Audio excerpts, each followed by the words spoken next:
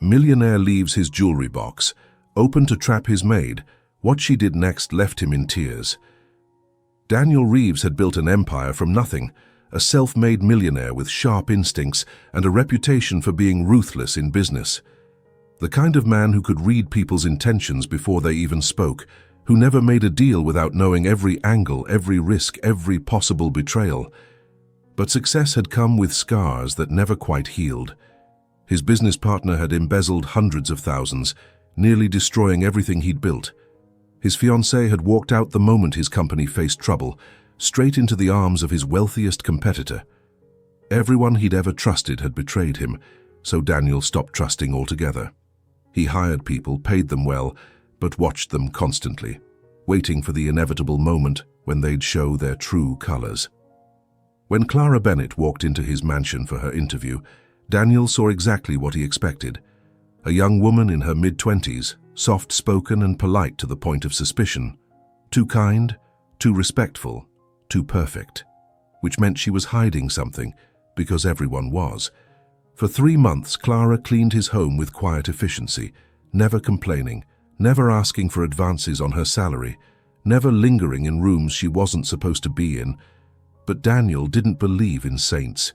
He believed in strategy, in tests, in exposing the truth before it could hurt him. So one Tuesday morning, he set a trap. His late mother's jewelry box sat open on his dressing table, velvet-lined and filled with priceless treasures. A sapphire necklace worth over $200,000, diamond cufflinks, and a gold Rolex that had belonged to his grandfather.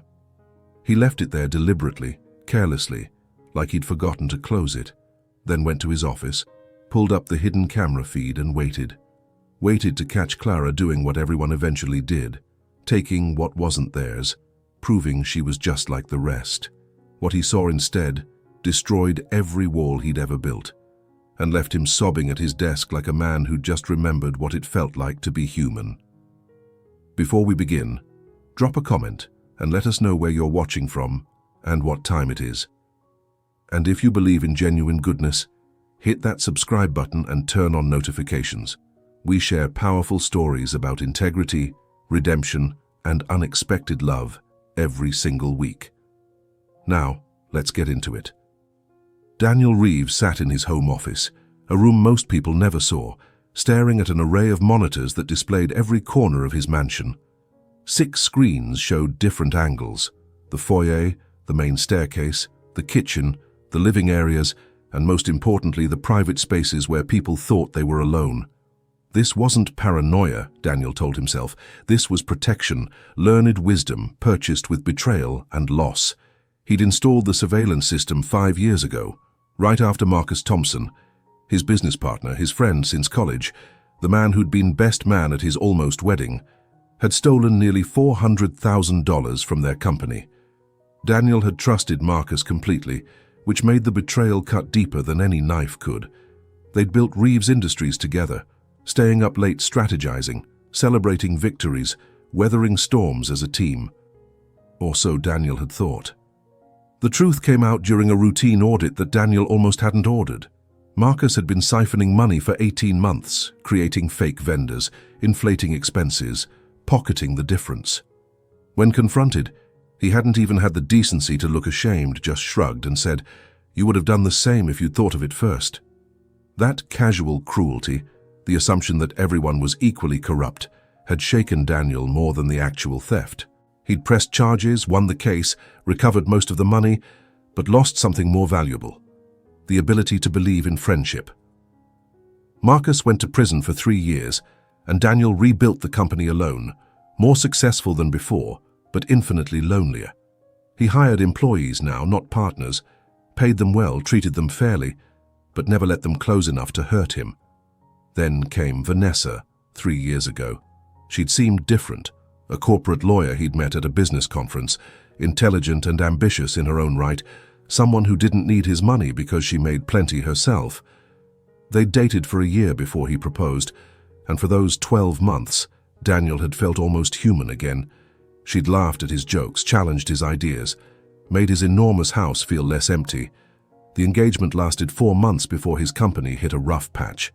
Not a crisis, just a downturn, A major client backed out. Quarterly profits dipped. Stock prices dropped temporarily. Nothing fatal. Nothing Daniel couldn't handle. Just a normal business fluctuation. But Vanessa started acting different, distant and critical, questioning his decisions and suggesting he was losing his edge. Then one Tuesday, she'd come to his office and handed back her ring. "I can't do this, Daniel. I need stability, security. I need to know my future is protected." He'd been confused because they were still wealthy by any reasonable measure, still living comfortably, but apparently comfortable wasn't enough. She needed guarantees he couldn't provide. 2 weeks later, he'd seen her at a charity gala on the arm of Richard Pemberton, his biggest competitor, a man whose family money stretched back generations. She'd looked radiant, laughing that musical laugh Daniel had thought was special, reserved for him. Later, he'd discovered she'd been passing Pemberton information about Reeves Industries for months, client lists, pricing strategies, proprietary information. The betrayal wasn't just personal, it was calculated espionage. Daniel had considered legal action but decided against it. What could he prove? That she'd talked about her fiancé's work, that she'd shared information she'd overheard at home. He'd have looked petty and vindictive. So he'd swallowed the humiliation, focused on rebuilding, and added another layer to his walls. After Vanessa, Daniel refined his hiring practices. He used agencies exclusively, no personal connections or referrals. He conducted extensive background checks, called every reference, looked for any hint of dishonesty or financial desperation. He paid above market rates because he'd learned that underpaying people created temptation, and he watched constantly, through cameras that saw everything. 3 months ago, Elite Domestic Services had sent Clara Bennett for an interview.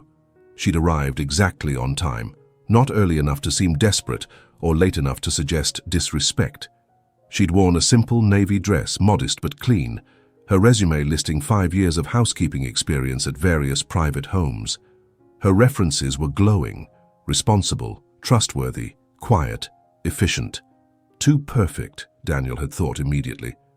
People weren't naturally that consistently good. There was always something, a complaint from a difficult employer, a period of unemployment, some blemish that proved they were human. But Clara's record was spotless, which made Daniel suspicious. Spotless meant hidden, meant she was good at covering her tracks. During the interview, she'd answered his questions clearly without over-explaining. When he'd asked why she'd left her previous position, she'd simply said the family had relocated overseas and she'd chosen to stay local. When he'd asked about her long-term goals, she'd said honestly that she was saving money for night school, hoping eventually to get a degree in social work. When he'd asked if she had any questions for him, she'd asked about his expectations for the role, household schedules, and whether he had any specific preferences for cleaning products or methods, professional, appropriate, normal, which made Daniel certain she was performing, calculating what he wanted to hear. So he'd hired her, partly because he needed someone and her references checked out, partly because he wanted to see how long the act would last. Everyone broke eventually. Everyone revealed their true nature when opportunity and privacy aligned. For 3 months, Clara had exceeded his expectations while confirming his suspicions. She arrived at 6:30 a.m. every morning, used her key to enter through the service entrance, and began work systematically. Kitchen first, then common areas, then bedrooms and bathrooms, finishing with laundry and any special tasks he'd noted. She worked efficiently but thoroughly, never rushing through jobs or cutting corners. Daniel tested her in small ways. He'd leave a $20 bill on the kitchen counter, partially hidden under a newspaper, as if he'd forgotten it. Clara would fold the newspaper neatly and place the money on top where he couldn't miss it. He'd, accidentally, leave his wallet on the bathroom vanity. She'd place it on his nightstand, untouched, contents exactly as he'd left them. He'd leave important-looking documents scattered on his desk. She'd straighten them without reading, occasionally leaving a note. "I organized these by date. Please let me know if you prefer a different system." Her integrity seemed absolute, which paradoxically made Daniel trust her less. Real people had moments of weakness, curiosity, temptation. Clara never did. which meant she was playing a long game, waiting for a bigger prize. Daniel had seen it before. Employees who stayed scrupulously honest with small amounts while planning to steal something substantial. The longer Clara went without taking anything, the more convinced Daniel became that she was planning something major. He knew his thinking was twisted, that he was punishing her for being good, but he couldn't help it. Trust had burned him too many times. Better to be suspicious and right than trusting and destroyed. So he'd set up cameras in every room, even the bedrooms and bathrooms, positioned to show actions without invading privacy during normal use. He told himself it was property protection, insurance against false accusations. In reality, it was evidence gathering, waiting for the moment when Clara's mask slipped and her true nature emerged. That Tuesday morning, Daniel made his decision. 3 months was long enough. If Clara was planning something, he needed to know now before he got complacent, before he made the fatal mistake of actually trusting her. He needed definitive proof of what she was, either genuinely honest, which he didn't believe existed, or just another liar waiting for the right moment. His mother's jewelry box sat in his walk-in closet, usually locked in a safe. He'd brought it out the night before, going through pieces he hadn't looked at in years. The sapphire necklace his mother had worn on her wedding day, the diamond cufflinks his father had given him before he died, the Rolex his grandfather had passed down through 3 generations. Each piece carried memories and market values that made his chest tight. Daniel set the jewelry box on his dressing table, opened the lid, and arranged the contents to be clearly visible. The sapphire necklace draped across the velvet interior, catching morning light. The cufflinks sat in their designated compartments. The watch lay face up, its gold band gleaming. Anyone walking past would see immediately that something valuable was exposed, vulnerable, available. He checked the camera angles on his phone, confirming clear views of the dressing table from multiple positions.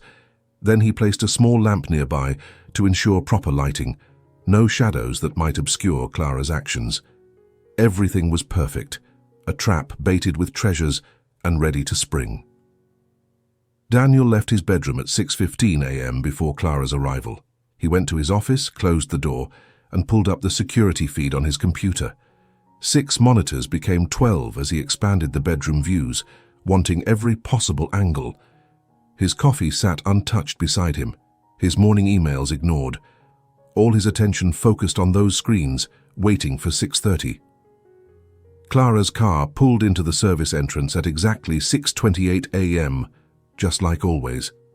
She parked in her designated spot, gathered her bag and entered through the kitchen door using her key.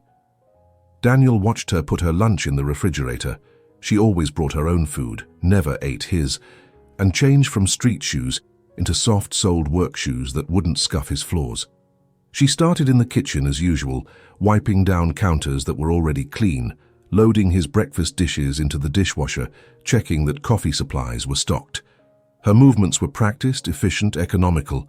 No wasted motion, no rushed work, just steady progress through her routine.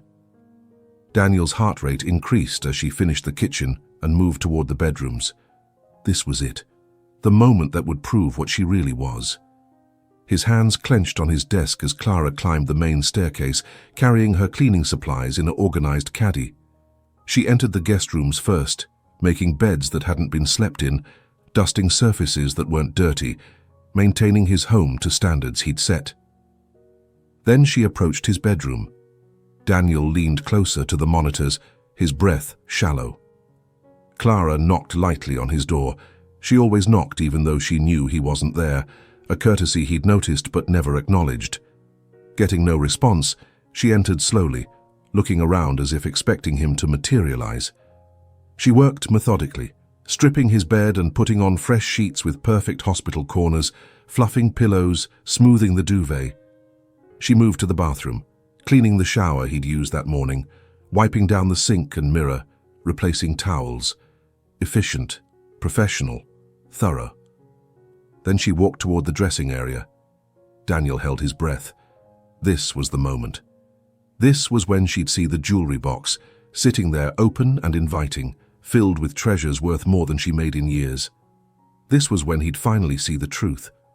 Clara froze the instant she saw it, Her entire body went rigid, her eyes widening as she registered what she was seeing. She didn't move closer or reach out. Instead, she took a step backward, her hand going to her throat in what looked like genuine alarm. She glanced around the room quickly, as if checking whether Daniel might be present, whether this could possibly be intentional. Daniel leaned even closer to the screen, waiting for the inevitable next step. She'd move closer to look, maybe touch something, give in to natural human curiosity, if not outright greed. Everyone would. Everyone did. But Clara didn't. She stood there for a long moment, just staring at the open box from a distance, her expression troubled. Then she did something Daniel hadn't anticipated. She took a cleaning cloth from her caddy and carefully, gently, draped it over the jewelry box, covering it completely. As she did so, she whispered to the empty room, words Daniel had to replay the recording to hear clearly. "You must have meant to lock this, sir." Daniel's breath caught. She wasn't going to look inside, wasn't even going to peek at what was there. She was protecting it, covering it like it was something vulnerable that needed shielding. Clara stood there a moment longer, clearly distressed by the situation. Then she turned and walked out of the bedroom quickly, not quite running but moving with obvious urgency. Daniel switched camera views, following her progress down the stairs, through the hallway, toward the security office where Robert Martinez, the head of household security, managed the alarm systems and monitored the grounds. She knocked on Robert's door, and he opened it, looking surprised. Clara worked mornings. Robert worked nights. They rarely interacted. "Robert, I'm so sorry to bother you, but I need your help," Clara said, her voice steady but concerned. "Mr. Reeves left his jewelry box open in his bedroom. It's sitting there with everything visible, completely unlocked. I'm worried something might happen to it." Robert frowned. "Did you touch anything?" "No." Clara looked almost offended. "Of course not. I covered it with a cloth, but it needs to be secured properly. What if someone with bad intentions found it?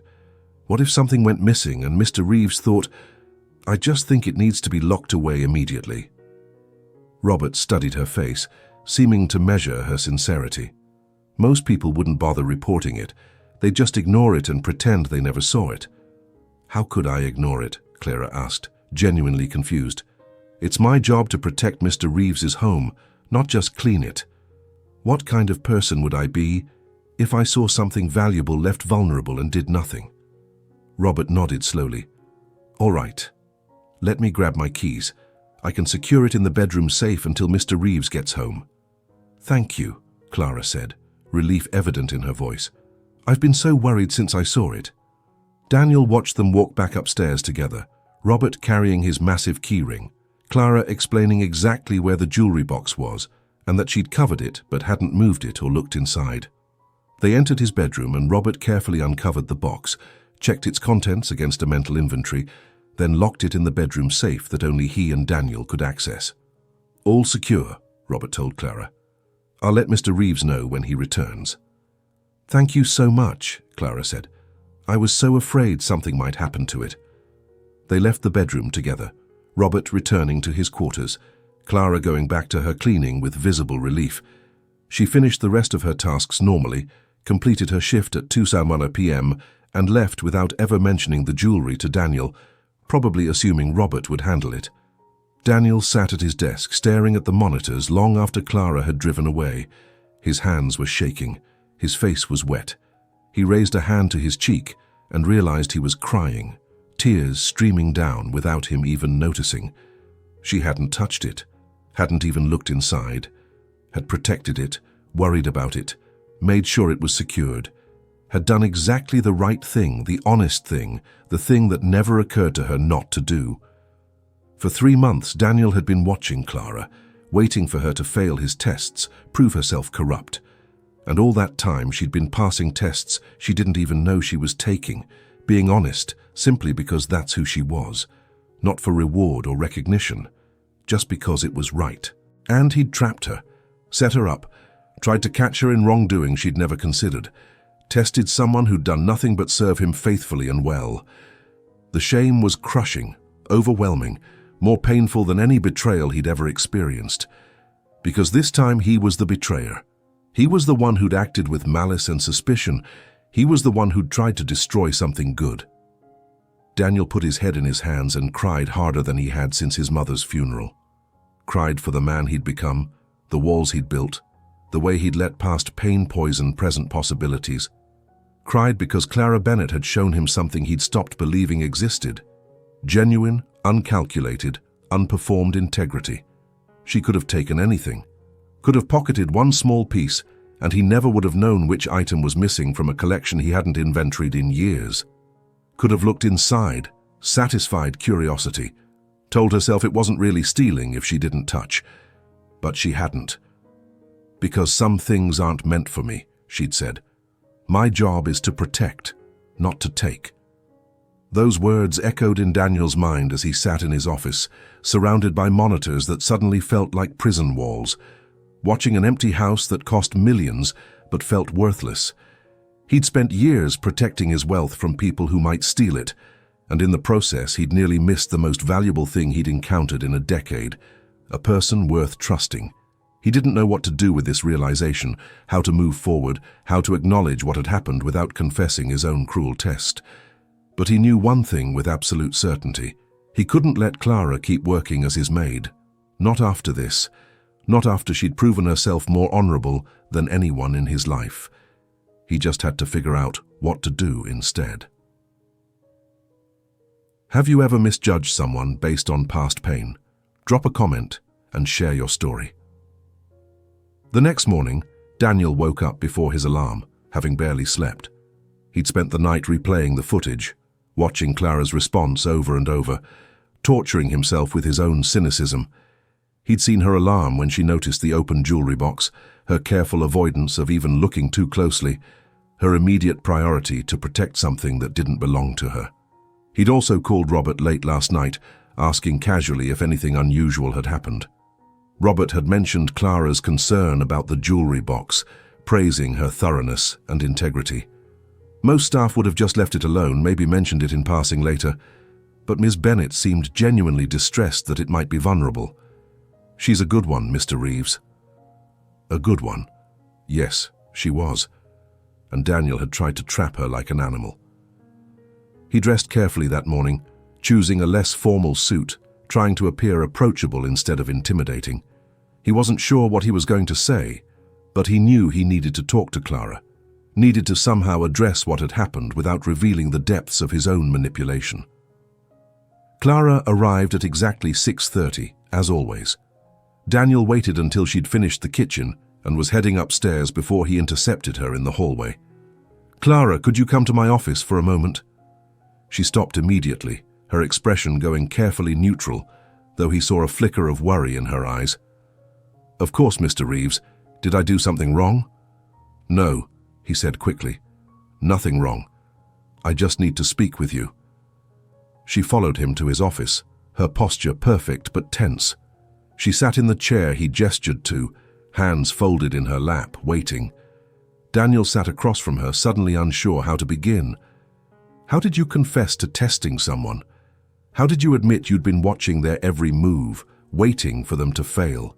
"Robert told me what you did yesterday," he started. "With the jewelry box." Clara's shoulders relaxed slightly. "Oh, yes, sir. I'm sorry if I overstepped by involving security, but I was worried. I know those pieces must be valuable, and leaving them exposed like that, I thought it needed to be secured immediately. Why didn't you just close the box yourself?" She looked genuinely surprised by the question. "Because it wasn't mine to touch, sir. I didn't know if you'd left it open for a reason, if you were planning to add something or remove something. It wasn't my place to interfere with your belongings." "But you could have looked inside, just to see what was there. I wouldn't have known." Clara's expression shifted to something Daniel couldn't quite read, not offense exactly, but something close to disappointment. "But I would have known, Mr. Reeves. That's what matters. Even if you'd never get caught, even if there were no consequences." She tilted her head, studying him like she was trying to understand why he was asking these questions. "Sir, with respect, consequences aren't why people should do the right thing. We do the right thing because it's right, not because we're afraid of getting caught." Daniel felt his throat tighten. Where did you learn that? From my father. Her voice softened. We were poor when I was growing up, really poor. There were times we didn't know how we'd pay rent or buy groceries, and my father had opportunities to make extra money through shortcuts or small dishonesties. His boss would ask him to lie about inventory or fudge timesheets or hide mistakes that could have gotten the company in trouble. Every time my father refused. She paused, the memory clearly painful. When I was 12, his boss gave him an ultimatum. Lie about a safety violation that had caused an accident or lose his job. My father chose to tell the truth. He got fired for it.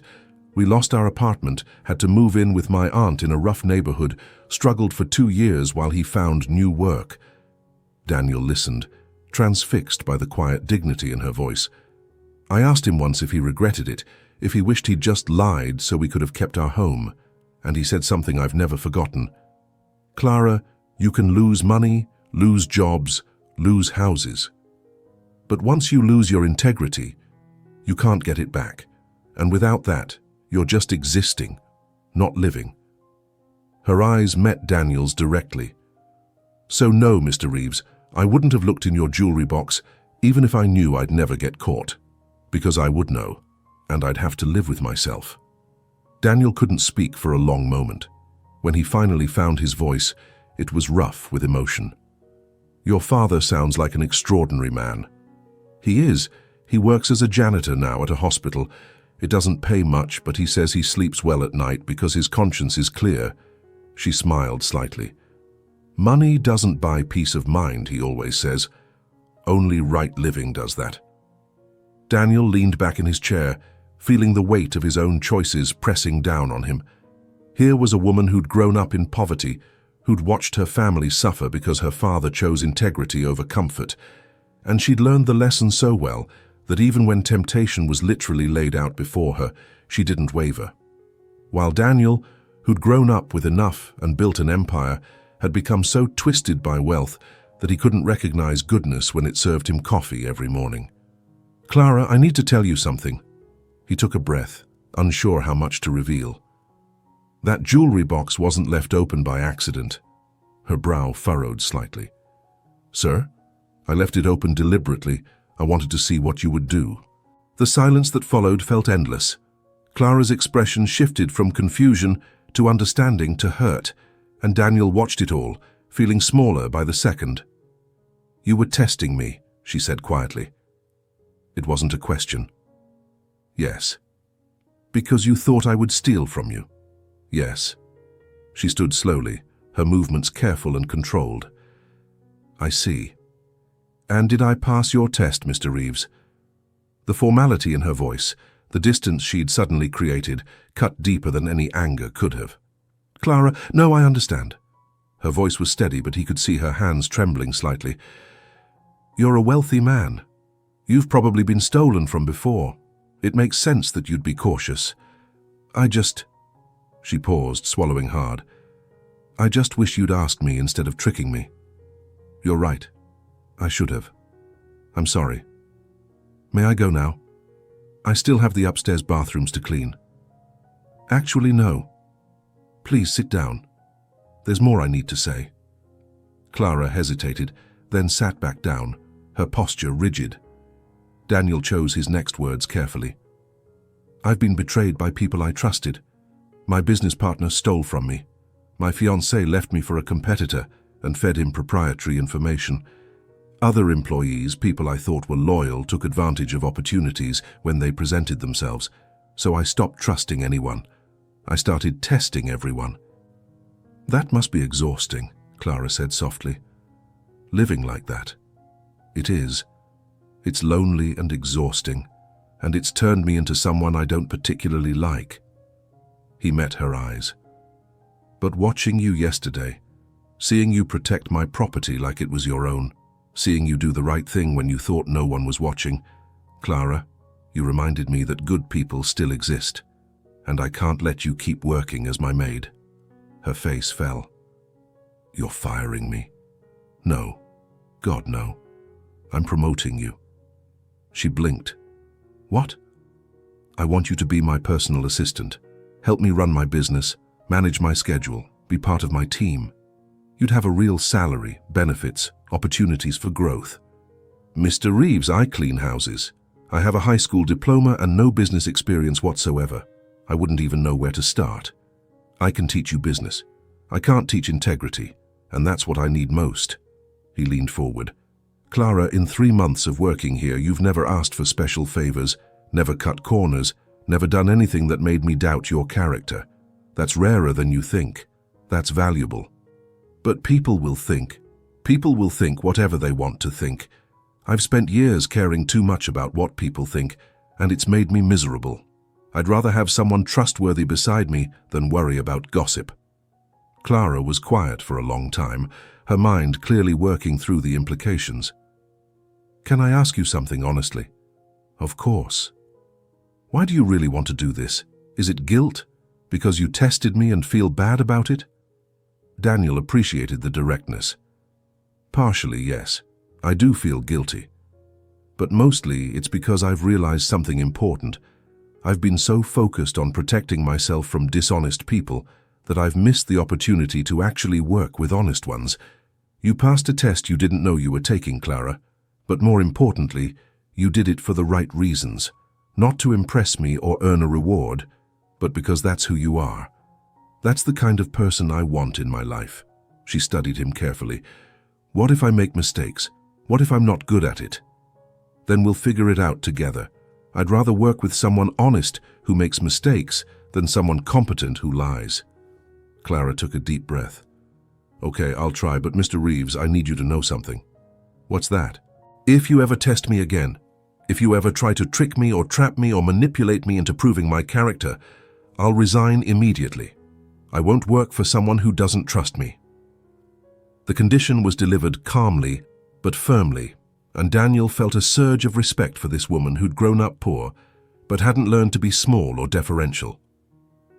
That's fair. I promise you, no more tests. From now on, I either trust you or I don't, and I'm choosing to trust you. She nodded slowly. Then I accept. When would you want me to start? How about Monday? That gives you a few days to wrap up with the cleaning agency and prepare for a completely different kind of work. Monday. She smiled, a real smile that transformed her entire face. Okay, Monday. After Clara left his office, Daniel sat alone with his thoughts. He'd just made a decision based on trust rather than suspicion, on faith rather than fear. It terrified him. Every instinct screamed that he was making himself vulnerable, setting himself up for another betrayal. But when he thought about Clara's face when she'd seen that jewelry box, the genuine concern in her voice when she'd asked Robert to secure it, the way she'd protected his property like it mattered to her, he couldn't believe she was performing. Some things were too genuine to fake. For the first time in 5 years, Daniel Reeves chose to trust someone. And the feeling, terrifying as it was, also felt like breathing after holding his breath underwater for too long. That weekend, Daniel did something he hadn't done since Vanessa left. He called his mother's best friend, Margaret, who'd been like an aunt to him growing up. Daniel, her voice was warm with surprise. I was beginning to think you'd forgotten my number. I'm sorry, Margaret. I've been distant. You've been hurt, dear. There's a difference. But I'm glad you called. What's on your mind? He told her about Clara, about the test, about the promotion, leaving out nothing. When he finished, Margaret was quiet for a moment. Your mother would be proud of you, she finally said, for testing an innocent woman, for recognizing your mistake and correcting it, for choosing trust over fear, for remembering that not everyone is Marcus or Vanessa. She paused. Daniel, you've been punishing every new person in your life for the sins of people who left. That's not protection. That's prison. I know. I'm trying to change. Then start by actually trusting this Clara girl. Not watching her, not testing her, but genuinely trusting her. Give her access to your schedule, your accounts, your business. If she's as honest as you believe, she'll prove it through her actions. And if she's not, you'll find out soon enough. But you can't build trust by assuming the worst. That's terrifying. Of course it is. Anything worth having is terrifying. Love is terrifying. Friendship is terrifying. Trust is the most terrifying of all because it requires vulnerability. But Daniel, you can't live your whole life behind walls. At some point you have to choose to believe in something good. After they hung up, Daniel thought about his mother, about the jewelry box that had started all this. His mother had been trusting, almost to a fault. His father had taken advantage of that kindness, and young Daniel had watched it happen, unable to protect her. Maybe that's why betrayal cut him so deeply. He'd learned early that trust could be weaponized. But his mother had also told him in one of their last conversations before she died, "Danny, don't let the bad people make you stop believing in good ones. The world has both, and you get to choose which you focus on." He'd chosen wrong for years, focused on protecting himself from the bad while closing himself off to the good. Clara was offering him a chance to choose differently. Monday morning, he'd start fresh. No surveillance of her work, no testing her decisions, no waiting for her to fail. Just trust. The concept felt foreign and dangerous and absolutely necessary. Daniel pulled up the security camera feeds and after a long moment of hesitation deleted the bedroom cameras entirely. If he was going to trust Clara, he had to actually trust her. Halfway measures wouldn't work. His hand hovered over the button to delete all the interior cameras, but he couldn't quite do it. Baby steps, he told himself, bedrooms first, the rest later, as trust grew. It was a start. Monday morning arrived with rain pattering against the windows and Daniel pacing his office nervously. Clara was due at 8 a.m. for her first day as his personal assistant, and he'd spent the weekend preparing, clearing out the office adjacent to his, setting up a computer and workspace, creating an initial task list that would orient her without overwhelming her. At precisely 8:15, the doorbell rang. Daniel answered it himself, something he rarely did, and found Clara standing there in professional clothing, a simple black pantsuit and white blouse that was clearly new but not expensive. She'd pulled her hair back in a neat bun and carried a small notebook and pen. "Good morning, Mr. Reeves." "Good morning, Clara, and please call me Daniel. We're colleagues now, not employer and employee." She smiled nervously. "That's going to take some getting used to."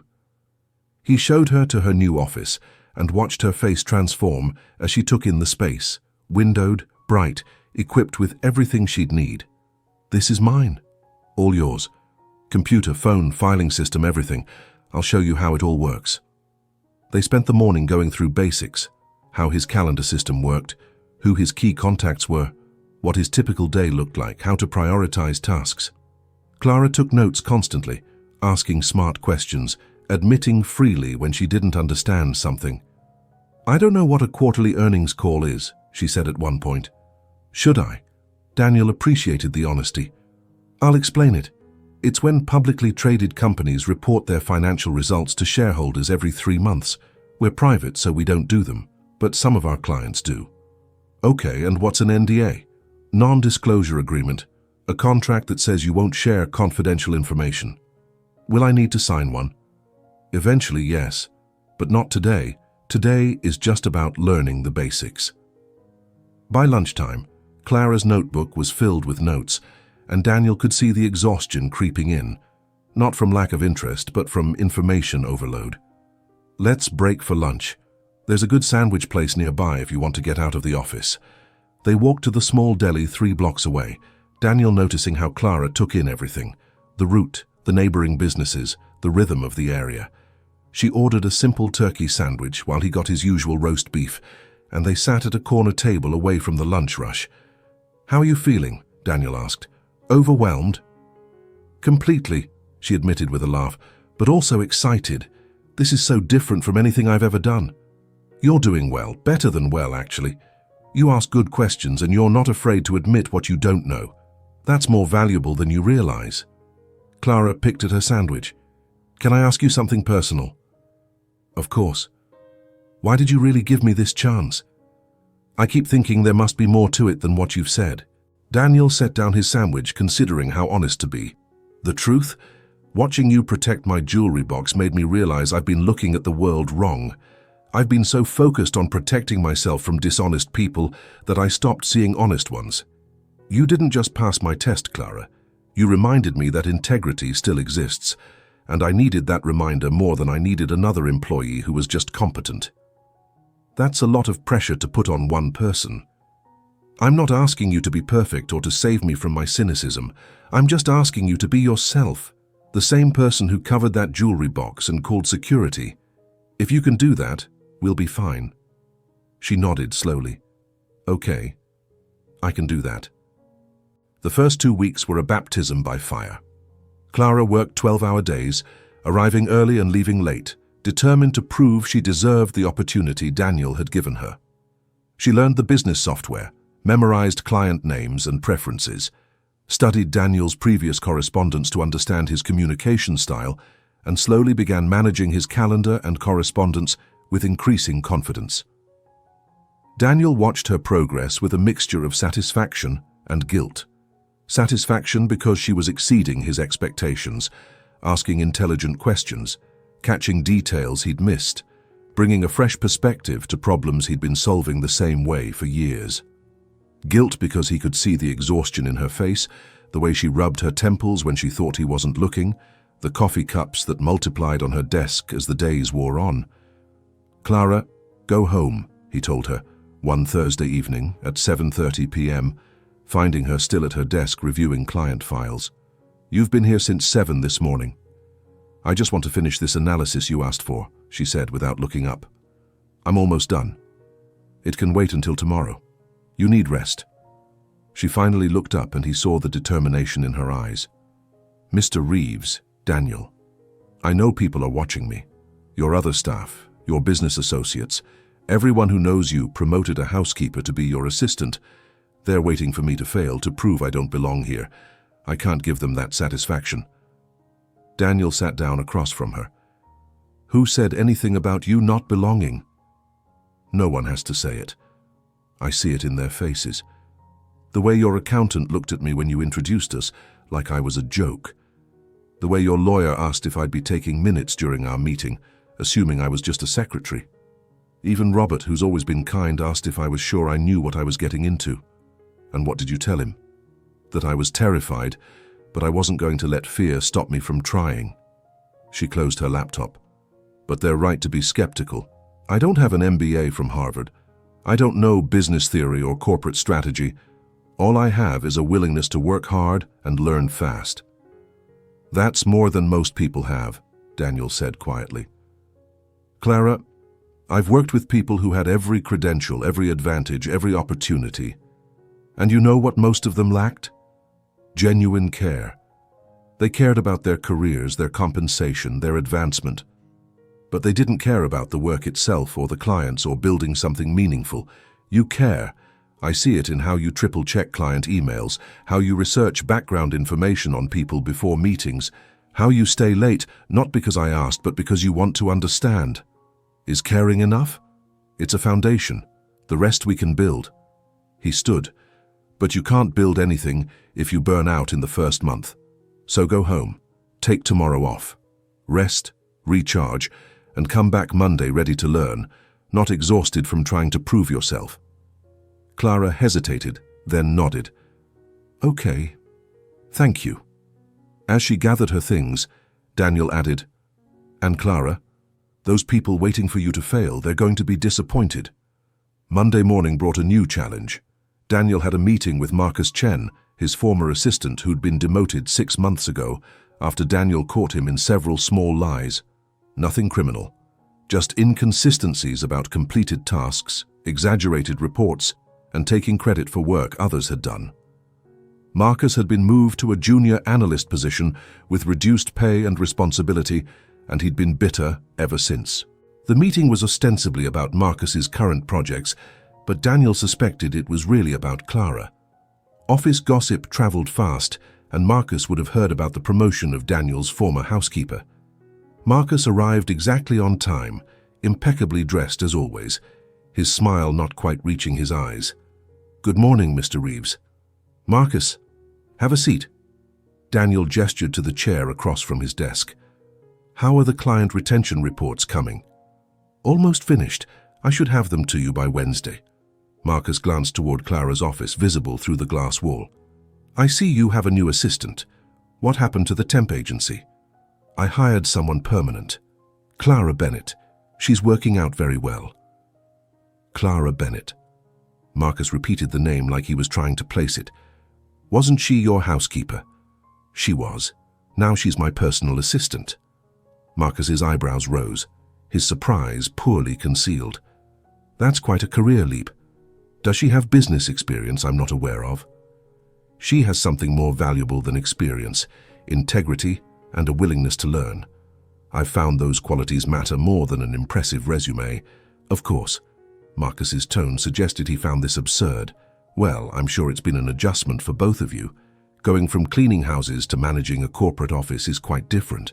Daniel felt his jaw tighten at the condescension in Marcus's voice. Clara is doing excellent work. In 2 weeks, she's already improved several of our systems and caught errors that had been overlooked for months. I'm sure she's very eager to please. The implication was clear and insulting. That's enough, Marcus. Daniel's voice went cold. If you have something to say it directly. Marcus had the grace to look slightly uncomfortable. I'm just surprised, that's all. You've always been so particular about credentials and experience. Hiring someone with no background, especially someone who used to work for you in a completely different capacity. People are going to talk. Let them talk. My hiring decisions aren't subject to popular vote. Of course not. I just worry about the company's reputation, what clients might think. Our clients care about results, not my assistant's previous employment.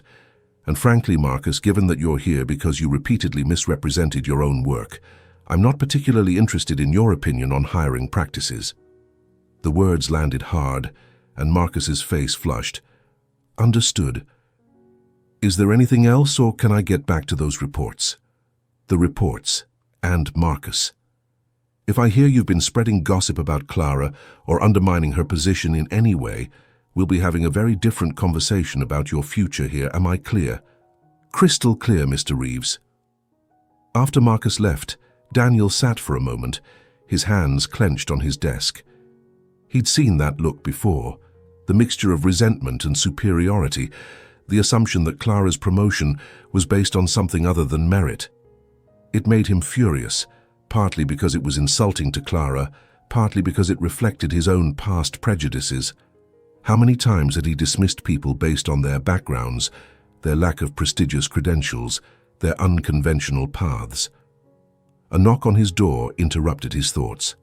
Clara stood there, looking concerned. Is everything okay? I saw Marcus leave and you looked upset. Come in, please. He waited until she closed the door. I need to warn you about something. Marcus and probably others are going to question your qualifications, suggest you don't deserve this position. It's going to be subtle sometimes, blatant other times, but it's coming. Clara nodded slowly. I know. I heard him call me your housekeeper. Not former housekeeper, just housekeeper, like that's all I'll ever be. How did you hear that?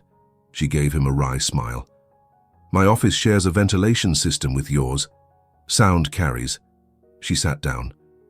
It's okay, Daniel. I expected this. People judge. It's human nature. It's not okay. It's disrespectful and undermining, and I won't tolerate it. And I appreciate that, but you can't fight every battle for me. At some point I have to prove myself through my work, not through your defense of me. Daniel studied her, impressed once again by her maturity. You're right, but I can create an environment where you have a fair chance to do that, and I can make it clear that anyone who undermines you is undermining me. Just don't make it worse by being too protective, okay? That'll just fuel rumors that there's something inappropriate going on between us. The comment hung in the air for a moment, and Daniel felt an unexpected flush of awkwardness. Was there something inappropriate going on? Not in the way people were implying, but he'd be lying if he said he hadn't noticed Clara beyond her professional capabilities. The way she bit her lip when she was concentrating, the genuine smile when she solved a problem, the quiet grace she brought to everything she did. He'd told himself it was just appreciation for a good employee, but if he was honest... There isn't, he said firmly, as much to himself as to her. Anything inappropriate, I mean. This is a professional relationship based on mutual respect. I know that. I just want to make sure everyone else knows it too." "Fair enough." He changed the subject, pushing away thoughts that were straying into dangerous territory. "Speaking of which, I need you to prepare for the Jameson client meeting on Thursday. They're considering a major contract expansion, and I want you to sit in, take notes, observe how these negotiations work." Clara's face lit up. "Really, that's a huge account." "Which is why it's a good learning opportunity. Plus, Jameson specifically requested that whoever manages my calendar be present so we can schedule follow-ups in real time. That's you now. I won't let you down. I know you won't." The Jameson meeting was scheduled for 2 p.m. Thursday in the conference room. Clara arrived early, setting up water glasses, ensuring the presentation materials were ready, reviewing her notes on the client's history and needs. Daniel watched her prepare with the same thoroughness she'd brought to housekeeping, just applied to a completely different task. Robert Jameson arrived with his CFO, both men in their 50s, radiating the confidence that came with running a successful company. Daniel made introductions, and he saw Jameson's eyebrows rise slightly when he introduced Clara as his personal assistant. "Haven't seen you before," Jameson said, shaking Clara's hand. "New hire?" "Recent promotion," Daniel clarified smoothly. "Clara's been instrumental in streamlining several of our operational systems." The meeting proceeded well, with Daniel presenting the expansion proposal and fielding questions. Clara took meticulous notes, occasionally checking the calendar on her tablet when scheduling questions arose. About 40 minutes in, Jameson's CFO mentioned a conflict with one of the proposed timeline milestones. "We'd need the preliminary audit completed by end of Q3, but your proposal has it scheduled for early Q4, the CFO noted. "That's a problem for our board reporting." Daniel frowned, pulling up the timeline on his laptop. "Let me see if we can adjust." "Excuse me," Clara interjected quietly. Everyone turned to look at her, and she seemed to shrink slightly under the attention, but continued. "I was reviewing the project components last night, and I noticed the preliminary audit is actually scheduled as a 2-week task. But based on similar projects in our files, those audits typically take 3 to 4 weeks when you account for client data collection and review cycles." She pulled up a document on her tablet. "If we're accurate about the timeline and start 2 weeks earlier, we can complete the preliminary audit by September 28th, which is still Q3 and leaves a buffer for any delays." The room was silent for a moment. Then Jameson laughed, a genuine sound of appreciation. "She's right. We always underestimate data collection time." "Good catch, Ms. Bennett." Daniel felt a surge of pride mixed with surprise. "Clara, when did you review the project timeline?" "Last night. You mentioned this was an important meeting, so I wanted to familiarize myself with the details." She looked embarrassed. "I hope that was okay. I know I'm just supposed to take notes." "More than okay," Daniel said, meaning it. "That's exactly the kind of proactive thinking that adds value." He turned to Jameson. "So if we adjust the schedule as Clara suggested, does that address your concern?" "Perfectly. Your new assistant clearly knows her stuff."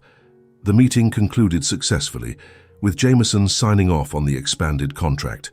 After they left, Daniel turned to Clara.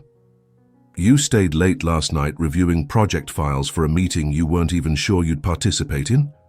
"I wanted to be useful, not just present, and I figured understanding the projects would help me schedule follow-ups more effectively."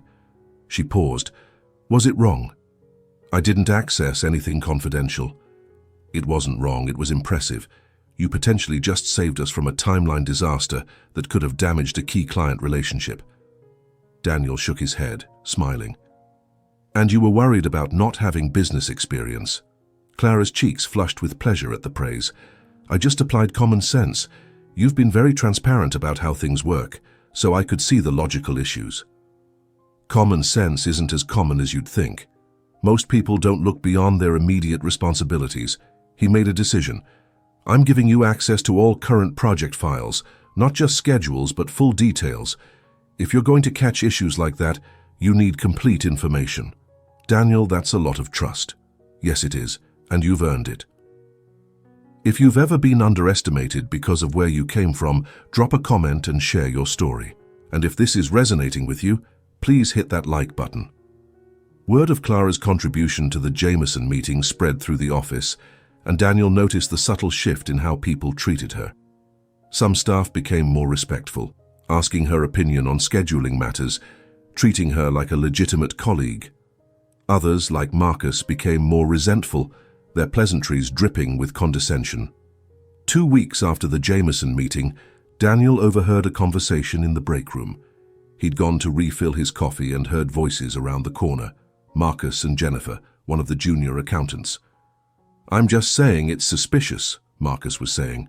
"She goes from scrubbing toilets to sitting in on major client meetings in less than a month." "Maybe she's just good at her job," Jennifer suggested, though she sounded uncertain. "Or maybe she's good at other things." "Come on, Jennifer, you know how this works. A young, attractive woman suddenly gets promoted to work directly with a lonely millionaire. It's obvious what's happening." Daniel felt rage building in his chest, but forced himself to stay silent, wanting to hear how far this went. "That's pretty harsh, Marcus. Mr. Reeves doesn't seem like that kind of person." "Everyone's that kind of person if the opportunity's right. And Clara clearly knows how to create opportunities. Why else would she take a housekeeping job at a millionaire's mansion? She was positioning herself from the start." "You don't know that." "I know she had 0 business qualifications, and suddenly she's his most trusted advisor. Either she's secretly a genius, or she's offering services that aren't in her job description." That was enough. Daniel stepped around the corner, his face cold with fury. Both Marcus and Jennifer froze, their faces going pale. "Jennifer, you're dismissed. We'll pretend I didn't hear you participating in malicious gossip, but don't let it happen again." Jennifer practically ran from the break room. Daniel turned his full attention to Marcus. "My office, now." The walk back was silent and tense. Once inside with the door closed, Daniel didn't offer Marcus a seat. "I've tried to be patient with you. After your demotion, I gave you a chance to rebuild your reputation through good work. Clearly that was a mistake. Mr. Reeves, you were just spreading vicious lies about a colleague who's done nothing to you except exist in a position you feel entitled to. Let me be absolutely clear about something, Marcus. Clara Bennett earned her promotion through integrity, intelligence, and hard work. The fact that you can't conceive of a woman being promoted based on merit says far more about you than it does about her. I didn't mean..." "Yes, you did.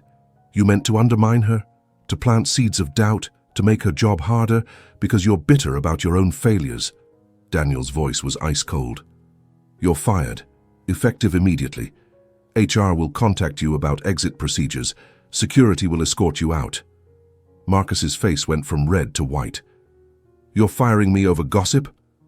"I'm firing you for creating a hostile work environment, for defamation of a colleague, and for demonstrating that you've learned nothing from your demotion. You could have used the last 6 months to rebuild trust. Instead, you've been poisoning the well." "This is about her, isn't it? You're so protective of your little project that you'll fire anyone who questions it. Get out of my office. Security will be up in 2 minutes." After Marcus was escorted out, Daniel sat heavily in his chair, the adrenaline from the confrontation leaving him shaky. He'd just fired someone in defense of Clara, which would undoubtedly fuel more speculation. But he couldn't allow that kind of toxic behavior in his company, regardless of the optics. A soft knock interrupted his thoughts. Clara stood in the doorway, her expression troubled. "The whole floor heard you fire, Marcus." "Good. Maybe it'll discourage others from following his example." She came in and closed the door. "Daniel, you can't fire everyone who gossips about me. That'll just make it worse." "I didn't fire him for gossip. I fired him for creating a hostile work environment and defaming a colleague. There's a difference." "Is there? Because it looks like you fired him for talking about me." Daniel sighed. "Maybe. But I won't tolerate people suggesting you slept your way into your position.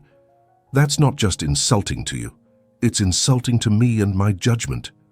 Clara was quiet for a moment. "What exactly did he say?" Daniel hesitated, not wanting to repeat Marcus's crude implications. "It doesn't matter. It does to me." "What did he say, Daniel?" he told her, watching pain flicker across her face despite her attempt to hide it. When he finished, she nodded slowly. "I see. And you fired him to defend my honor." I fired him because he was poison to this company. Maybe, but you also did it for me. She met his eyes. Thank you. Even though it complicates things, thank you for defending me. Always, Daniel said, the word coming out more intense than he'd intended.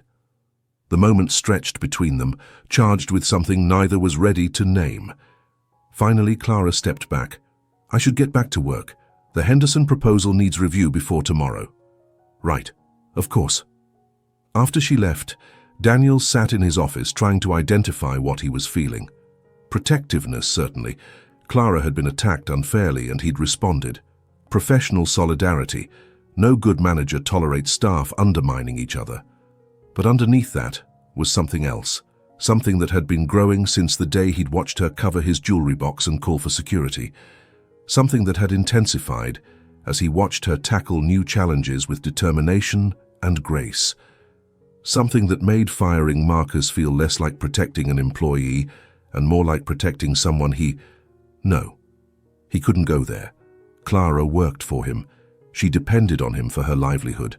Any romantic feelings would create exactly the power imbalance people were already whispering about. He had to keep this professional, had to ignore the way his heart rate increased when she smiled, had to pretend he didn't look forward to their morning coffee conversations more than any other part of his day. But even as he made these resolutions, Daniel knew he was lying to himself. The truth was inescapable. Somewhere between setting that trap and watching her prove herself day after day, he'd started falling for Clara Bennett, and he had absolutely no idea what to do about it. That evening, Daniel worked late, avoiding going home to his empty mansion. Around 8 p.m., he noticed light still on in Clara's office. He walked over to find her staring at her computer screen, her face troubled. "You should have left hours ago," he said gently. She looked up, and he saw she'd been crying. "I was just reading the employee handbook section on workplace relationships." Daniel's heart sank. "Clara, I wanted to understand the policies, to make sure there wasn't anything that would give credence to what Marcus said." She closed her laptop. "The policy is clear. Relationships between supervisors and direct reports are prohibited due to inherent power imbalances and potential conflicts of interest." "I'm aware of the policy." "Good, because I need you to know that I'm not." She struggled for words. "I'm grateful for this opportunity, Daniel. Genuinely grateful. But that's all it is. Professional gratitude.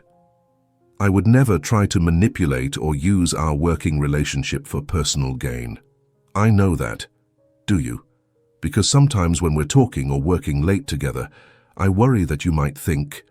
She trailed off, clearly uncomfortable. Daniel chose his next words carefully. "I think you're an exceptional person who's earned every opportunity I've given you. I think working with you has reminded me what it means to trust someone, and I think anyone who suggests otherwise is wrong and small-minded. But there is no but. That's the truth, Clara." She studied his face, clearly trying to determine if he was being completely honest. "Okay, I just needed to hear it, needed to know we're on the same page professionally." "We are, completely." The lie tasted bitter, but it was necessary, because the truth, that he was developing feelings that went far beyond professional respect, would only make everything more complicated. Better to bury those feelings, maintain appropriate boundaries, and hope that over time they'd fade into something manageable. As Clara gathered her things to leave, she paused at the door. "Daniel, thank you for defending me today. Even if it complicated things, it meant something to know you believed in me enough to risk gossip." "Always," he said again, and watched her leave, his heart doing complicated things in his chest. After she was gone, Daniel pulled out the old photograph of his mother that he kept in his desk drawer. She smiled up at him from 20 years ago, wearing the sapphire necklace that had started all of this. "I don't know what to do, Mom," he whispered to the photograph. "I hired her to prove everyone's corrupt. Instead, she proved some people are genuinely good, and now I'm falling for her, which is exactly what people are accusing us of anyway. How do I handle this without ruining everything? The photograph offered no answers, just his mother's timeless smile and the memory of her voice. Danny, sometimes the right thing and the easy thing are different. Choose right, even when it's hard. But what was right in this situation? Maintaining professional distance while his feelings grew, confessing emotions that might make Clara uncomfortable and jeopardize her job, pretending he felt nothing and hoping that made it true? Daniel didn't know. For all his business acumen and strategic thinking, he was completely lost when it came to matters of the heart. All he knew for certain was that Clara Bennett had walked into his life, passed a test she didn't know she was taking, and somehow made him believe in goodness again. What happened next would determine whether that was the beginning of something beautiful, or just another lesson in why trusting people was dangerous. 3 months into Clara's new role, the impossible happened. She'd become indispensable. Not just competent or helpful, but genuinely essential to how Daniel's business operated. She'd streamlined his scheduling system, identified inefficiencies in client communication, caught billing errors that had been recurring for years, and somehow made the entire office run more smoothly, despite half the staff initially resenting her presence. More importantly, she'd changed Daniel himself. He smiled more, laughed occasionally, treated his employees with more patience and understanding. The surveillance cameras he'd once relied on stayed off most days now. He didn't need to watch everyone constantly when he had one person he trusted completely. That trust had started spreading too, making him more willing to believe in others, to give people chances he wouldn't have considered before. But the feelings he'd been trying to suppress weren't fading. If anything, they'd intensified, growing stronger with every late-night working session, every shared coffee, every moment Clara did something that reminded him why he'd promoted her in the first place. He'd catch himself watching her concentrate on a spreadsheet, notice the way she tucked her hair behind her ear when she was thinking, feel his heart rate increase when she laughed at something he said. It was becoming harder to maintain professional distance when every instinct urged him to close that distance entirely. He'd started avoiding being alone with her after hours, making excuses to leave early, or suggesting she work from home on days when he knew they'd otherwise be in the office late together. She'd noticed, of course she'd noticed, but hadn't commented, probably assuming he was just busy with other matters. The situation came to a head on a Tuesday evening when Daniel's entire carefully constructed world threatened to collapse. He was reviewing contracts in his office when his receptionist buzzed through, her voice tense. "Mr. Reeves, there's a Vanessa Pemberton here to see you. She doesn't have an appointment, but she's insisting it's urgent." Daniel's hand froze on his pen. Vanessa. His ex-fiancée, who'd left him for his competitor, who'd betrayed his trust in the most calculated way possible. He hadn't seen or spoken to her in 3 years, had successfully avoided social events where she might appear. What could she possibly want now? "Should I send her away?" the receptionist asked, clearly picking up on his hesitation. "No, send her in. Better to face whatever this was directly than wonder about it." Vanessa entered his office moments later, and Daniel was struck by how little she'd changed. Still beautiful in that polished, expensive way. Designer suit, perfect hair, jewelry that probably cost more than most people's cars. She smiled, but it didn't reach her eyes. "Daniel, you look well." "Vanessa, this is unexpected." He didn't stand, didn't offer her a seat, keeping his body language closed and unwelcoming. "What do you want?" She settled into the chair anyway, crossing her legs and studying him with an expression he recognized, the one she used when negotiating, assessing vulnerabilities. "Can't an old friend visit without an ulterior motive?" "We're not friends, and you don't do anything without a motive, so I'll ask again. What do you want?" Vanessa's smile tightened. "Fine. Direct as always. I heard you've been doing very well, the Jameson expansion, the Henderson contract, several other major deals. Congratulations." "Thank you. I'm sure you didn't come here to praise my business success." "No." She leaned forward slightly. "I came to warn you. Richard and I have parted ways. It wasn't amicable. And in the process, certain information has come to light that you should be aware of." "What information?" "About your new assistant, Clara Bennett. Vanessa pulled out her phone, scrolling to something. It seems Miss Bennett has an interesting history you might want to know about. Daniel felt ice forming in his chest. What are you talking about? Well, for starters, did you know her father is currently under investigation for fraud? Apparently that story about him being fired for integrity was somewhat embellished. He was actually terminated for falsifying financial documents. That's a lie. Is it? Because I have the investigation documents right here. Court filings, witness statements, everything.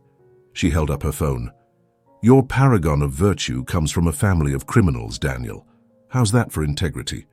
Get out of my office. I'm trying to help you, don't you see? This woman has been playing you from the beginning. She probably researched you, learned about your trust issues, positioned herself as the perfect, honest employee to exploit exactly those vulnerabilities. You're describing yourself, Vanessa.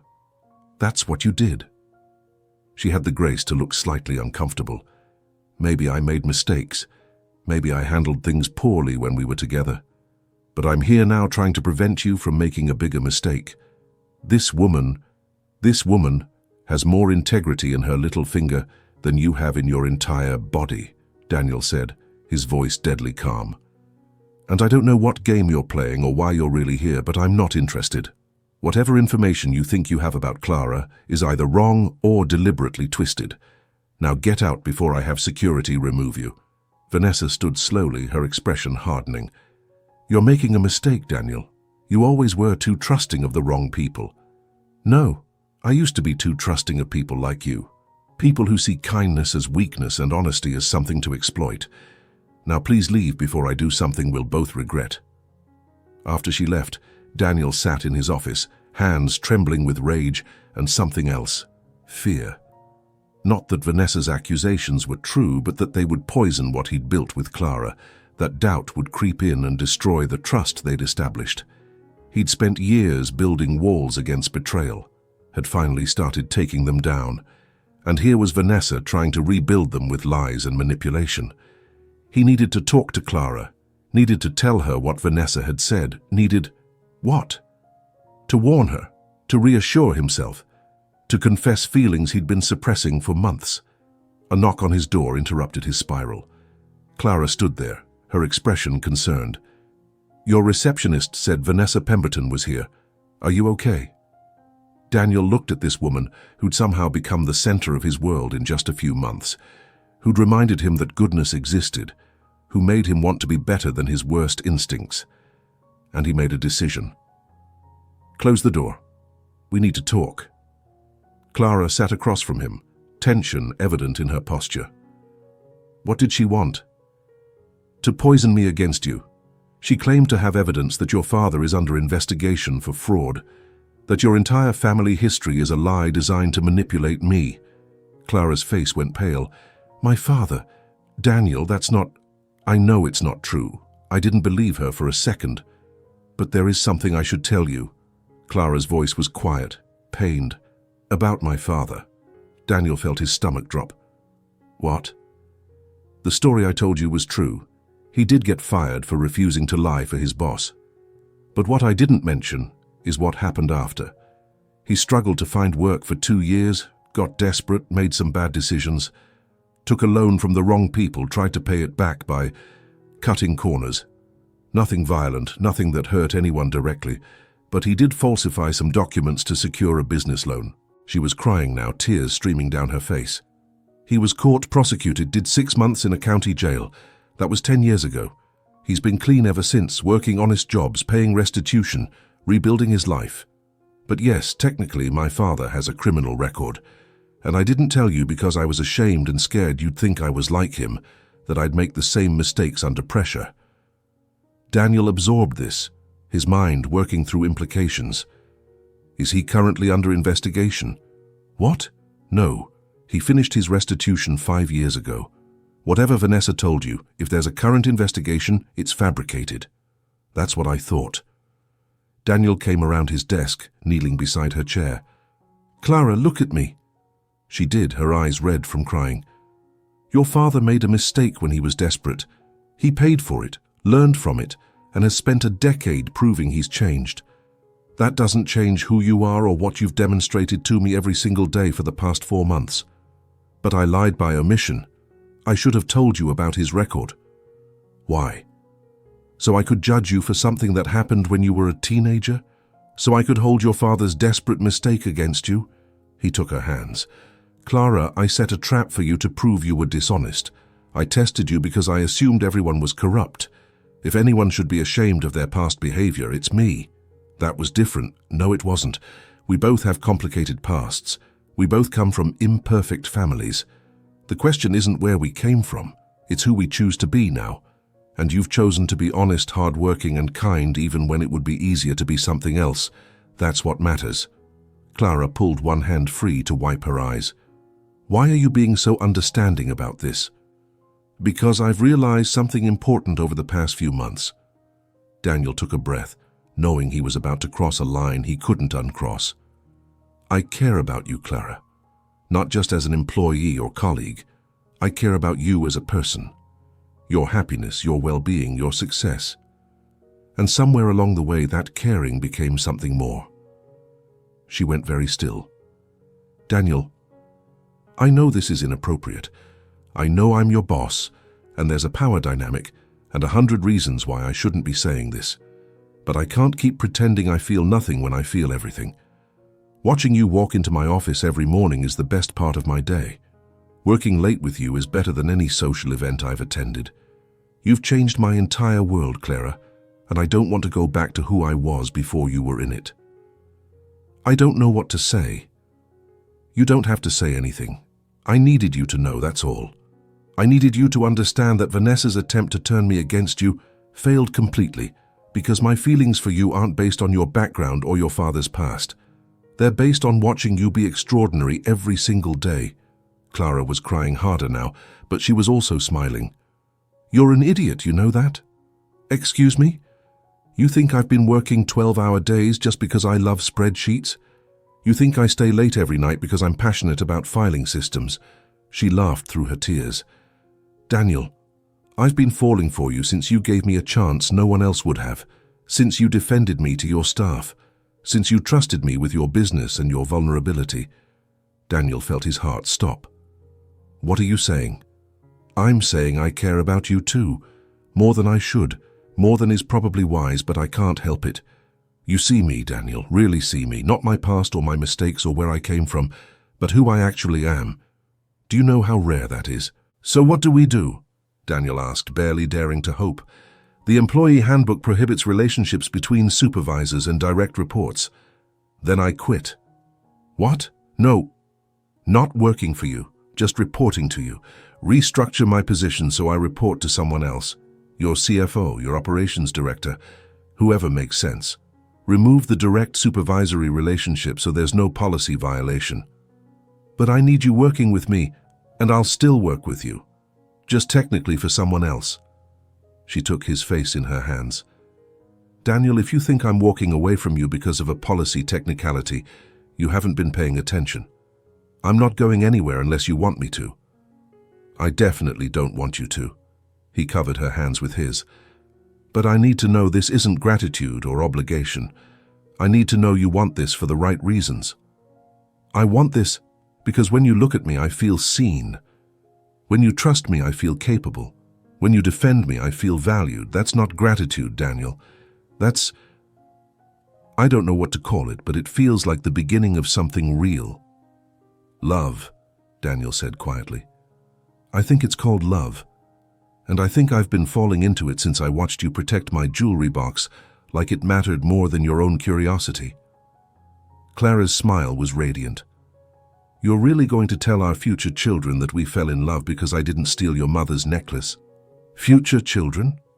Daniel felt warmth spreading through his chest. Too soon? She looked embarrassed.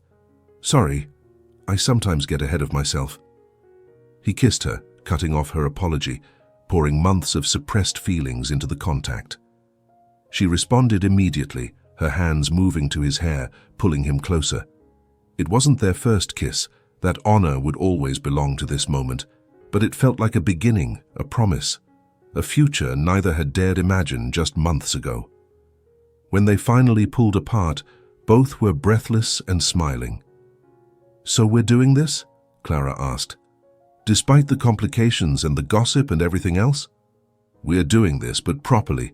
Tomorrow, I'll talk to HR about restructuring your position, removing the direct reporting relationship. We'll be transparent about our relationship, follow every protocol, make sure no one can accuse us of anything inappropriate. Some people will anyway. Let them. I've spent too many years caring what people think, letting fear of judgment dictate my choices. Not anymore, not with you." Do you believe love can grow from the most unexpected circumstances? Leave a comment and share your thoughts. And if this story is touching your heart, please subscribe and share it. The restructuring happened quickly.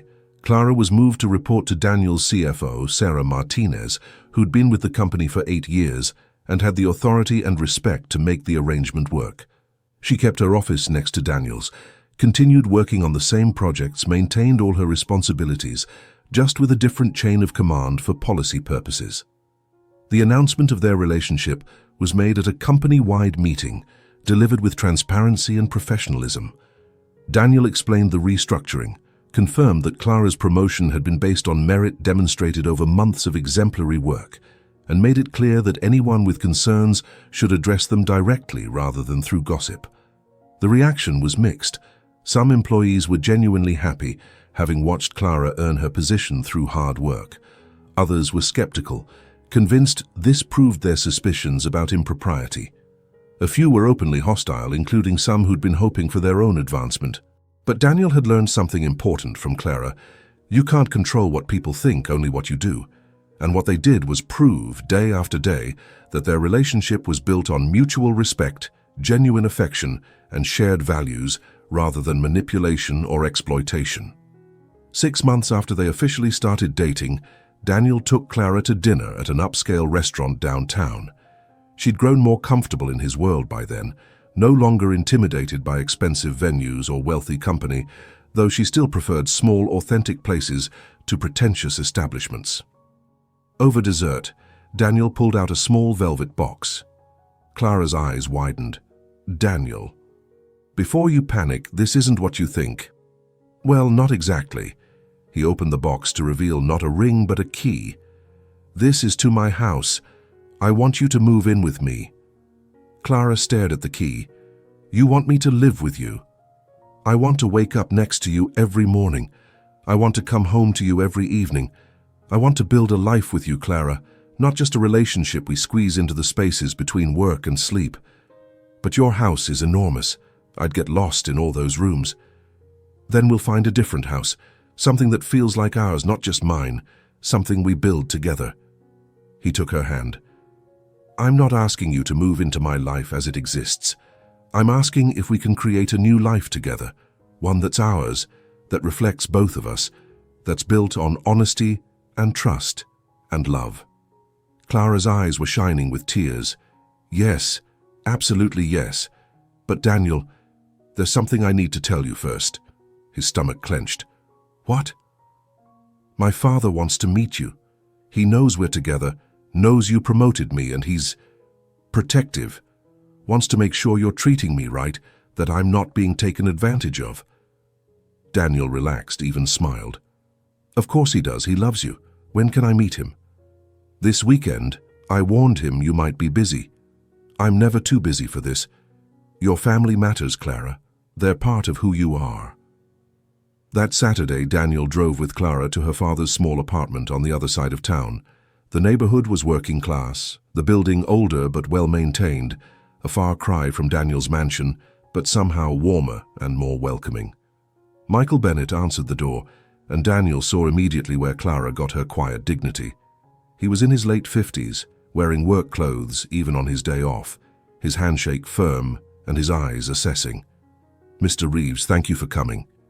Please call me Daniel, and thank you for inviting me." The apartment was small but immaculate, filled with photographs of Clara growing up, school pictures, graduations, moments of a life built on limited resources but unlimited love. Michael offered coffee, which Daniel accepted, and they sat in a living room where every piece of furniture had clearly been used and cared for over many years. Clara's told me about you, Michael said once they were settled, about how you promoted her, how you've been together now for 6 months. She seems happy. I am, Dad, Clara said, sitting beside Daniel on the worn sofa. I'm glad, but I need to understand something, Mr. Reeves. Daniel, my daughter went from cleaning your house to running your office to being your girlfriend. That's a lot of change very fast. I need to know your intentions are honorable. Daniel appreciated the directness. They are. I love your daughter, Mr. Bennett. I know that might sound fast or improbable, but it's true. She changed my entire worldview, reminded me that good people exist, and made me want to be better than I was. Clara says you tested her, left valuable items out to see if she'd steal. Daniel felt shame wash over him. I did. It's one of the worst things I've ever done, and I've regretted it every day since. I was so damaged by past betrayals that I assumed everyone was dishonest. Clara proved me wrong in the most profound way. Michael studied him for a long moment. I made mistakes too, Daniel. Clara probably told you I have a record. She did. And I told her the same thing I'll tell you. Past mistakes don't define present character. What matters is who you choose to be now, how you learn from errors, whether you grow from them or let them destroy you. You really believe that? I do, because I've made my own mistakes, trusting the wrong people, then refusing to trust the right ones, letting fear control my choices. Clara helped me see that differently. Michael's expression softened slightly.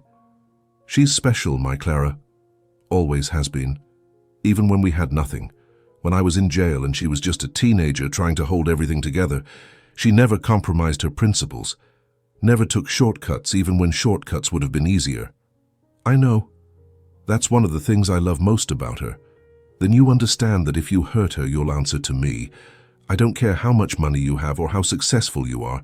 You hurt my daughter, and we'll have a problem. I understand completely.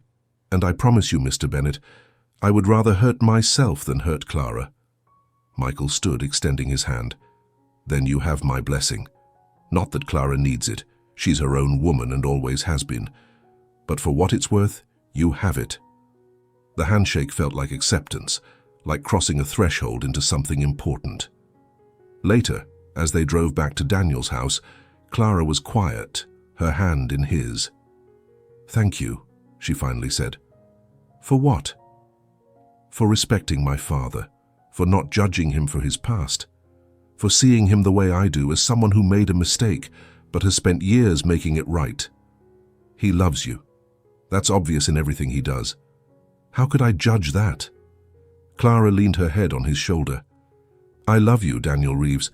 Have I mentioned that recently? Not in the last hour. I was starting to worry. She laughed, and the sound filled the car with joy. 1 year after Clara had covered that jewelry box and changed Daniel's life, he took her back to his bedroom, the scene of his worst manipulation and her greatest integrity test. Why are we here? She asked, looking around the room that held such complicated history. Because I need to tell you something, and it needs to be here. Daniel pulled out the jewelry box, the same velvet container that had started everything. A year ago, I set a trap in this room. I left this box open, filled with valuables, and I watched on hidden cameras to see if you'd steal from me. I know you told me about this, but I never told you why I chose these specific items. He opened the box, pulling out the sapphire necklace. This was my mother's. She wore it on her wedding day and told me to save it for the woman I married. When I was with Vanessa, I never even thought about giving it to her. Deep down, I knew she wasn't that woman. He held the necklace up to the light. But you are, Clara. You're the woman my mother told me to wait for. Someone honest and kind and genuine. Someone who makes me better just by existing in my life. Daniel got down on one knee, pulling a ring box from his pocket.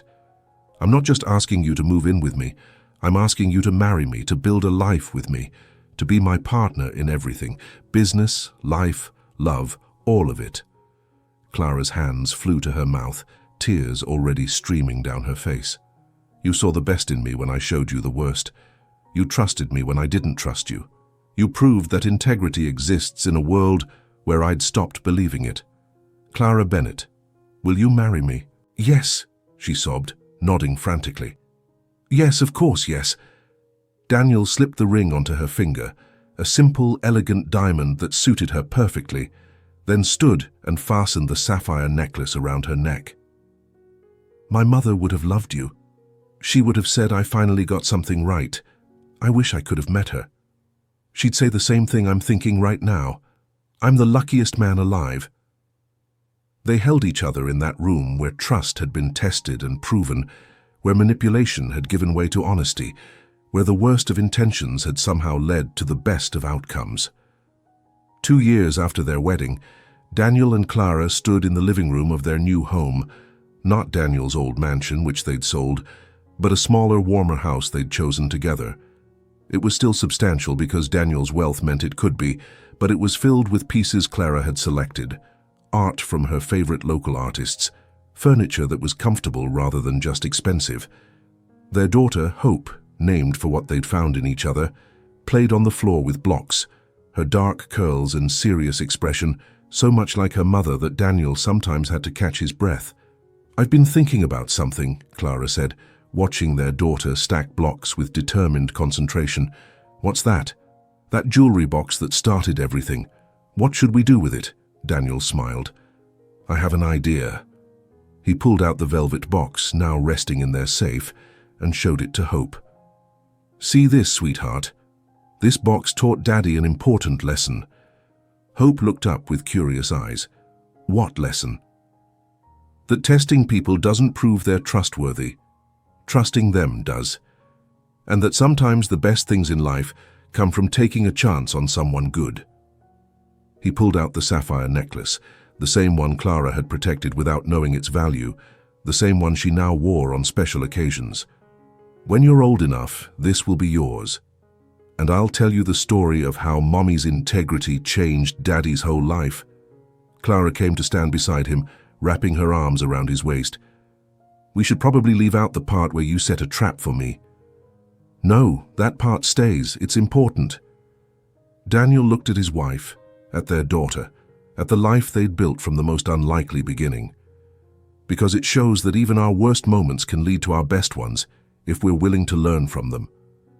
That evening, after Hope was in bed, Daniel and Clara sat together on their porch, watching the sunset paint the sky in shades of gold and pink. Do you ever regret it? Clara asked quietly. Promoting a housekeeper to be your assistant, marrying someone from a completely different world, building a life so different from what you planned? Daniel pulled her closer. Never. Not for a single second. You know what I regret? What? Wasting so many years believing everyone was dishonest. Missing out on connections because I was too afraid to trust. Building walls so high I almost missed the best thing that ever happened to me. But you didn't miss it. You let me in. You broke in, Daniel corrected with a smile. You covered a jewelry box and called security instead of stealing, and somehow that small act of integrity demolished every wall I'd built. I didn't let you in, Clara.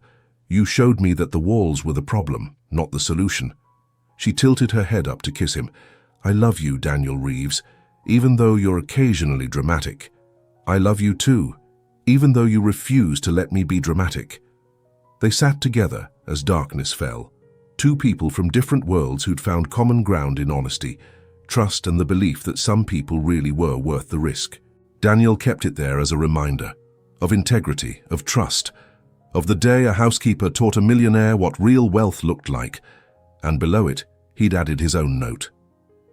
You taught me that some things aren't meant to be locked away, like trust, like love, like the hope that good people still exist. Thank you for being one of them. Character isn't what we do when people are watching. It's what we do when we think no one will ever know. Trust isn't about never being betrayed. It's about choosing to believe in goodness despite past pain. And sometimes the worst things we do, like setting traps for innocent people, can lead to the best things in our lives if we're humble enough to learn from them. If this story touched your heart, please subscribe and share it with someone who needs to hear it. Leave a comment about a time someone's integrity changed your life. And remember, your character is your true wealth.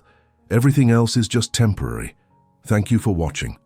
Until next time, keep choosing honesty, believing in goodness and trusting that the right people will prove themselves through their actions, not your tests.